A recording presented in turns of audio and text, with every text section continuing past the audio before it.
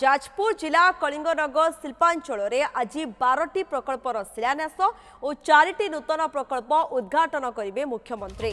आज मुख्यमंत्री मोहन माझी कलिंगनगर विभिन्न शिल्पर भूमिपूजन और उद्घाटन कर कार्यक्रम रही। शिल्प संप्रसारण में मोट 1,14,000 कोटी टंका पुंजी विनियोग होता बेले केवल टाटा स्टील 63,000 कोटी टंका विनियोग करुवा जमापड़ी।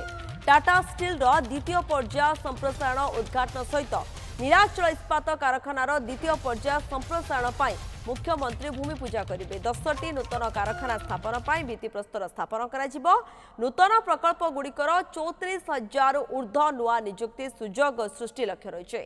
मुख्यमंत्री तेलीवाहाली महापाट पड़िया पहुंची विभिन्न प्रकल्पर उद्घाटन और शिलान्यास करेंगे बोली सूचना रही। कटकर चीफ रिपोर्टर आमर जोड़ी होती देवी महांती। देवी आउ केते समय अपेक्षा आम कहवा कारण मुख्यमंत्री गस्त को नहीं ही समस्त अपेक्षा कर रही केतबेले पहुंचे मुख्यमंत्री ए सबु कार्यक्रम आरंभ केतबेले हेबो।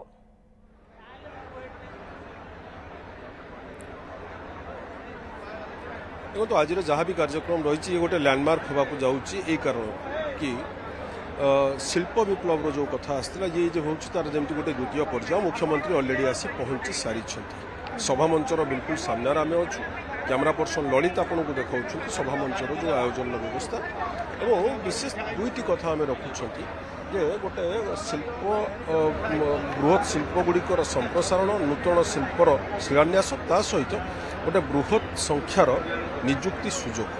तेणु ये केवल जाजपुर जिला नुहे जाजपुर पेरिफेरी रही अन्य जो सब जिलार जो मैंने शिक्षित रुहतु बा ट्रेंड रुहतु बा स्किल्ड लोक मैंने रुहतु से गोटे निजुक्ति सुजोग बर्तमान सृष्टि होगा।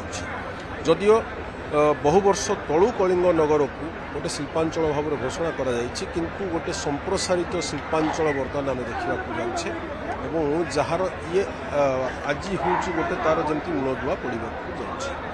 प्राय 10 मिनिट तलू मुख्यमंत्री आसी पहुंची सारी एवं जो बृहत शिल्प संस्था गुड़िक रहा शिल्प उद्योगी मैंने रहिले बर्तमान सहित गोटे औपचारिक बैठक रही सभा मंचर पछपटे तापर एठार उपस्थित जो अगणित जनसमुदाय रही संबोधित कर मुख्यमंत्री अर्थात से स्पष्ट हो राज्य सरकार जो शिल्पर विकास दिगरे कौन रही लक्ष्य बा आग को कौन सब कार्यक्रम सरकारी स्तर में होगा जाऊँगी।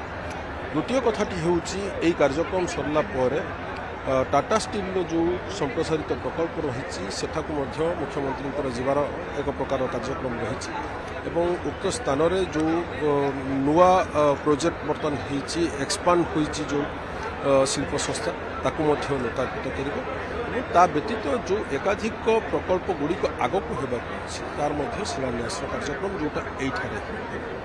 तृतीय कथाटी हूँ जे वर्तमान जो नूतन धरणर शिल्प आसूची नुआ उद्योग सहित नुआ टेक्नोलोजी प्रयोग ये वर्तमान हूँ गोटे सुजोग जो मैंने नुआ जेनेरेशन आसुंच सहित जो मैंने स्किल्ड लोक मैंने रहिले से गोटे जॉब अपॉर्चुनिटी ये सृष्टि करने जाऊँगी। जो निर्दिष्ट स्थान रोचे कलिंगनगर एठार आम देखुचे जे टाटार बृहत प्रकल्प रही जिंदल बृहत प्रकल्प रही नीलाचल इस्पात रही व्यतीत आहरी पूर्ण उद्योग गुड़िक रही जो गुड़िक भितर प्राय 90% कार्यक्षम थिला बेले आग को जिते आहरी किसी बृहत प्रकल्प ये जगार मुंड ठिया हम से जो प्राकृतिक संपद को नहीं जो अनेक समय चिंता करा जाए जे कंचामाल जो आवश्यकता रही एठारे तार जो संसाधन सठिक उपयोगर कथा रही बोध ओडिशा रे ही होई परिबो।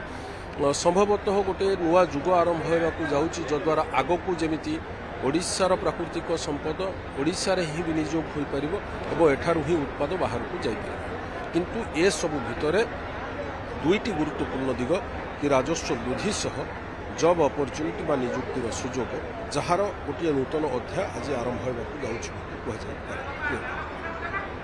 बिल्कुल निहाती भावे आप दृश्य देखुं समस्त प्रकार प्रस्तुति रही देवप्रसाद महांती चीफ रिपोर्टर कटक सीधासल जोड़ी होते ए संपर्क में सविशेष सूचना देते।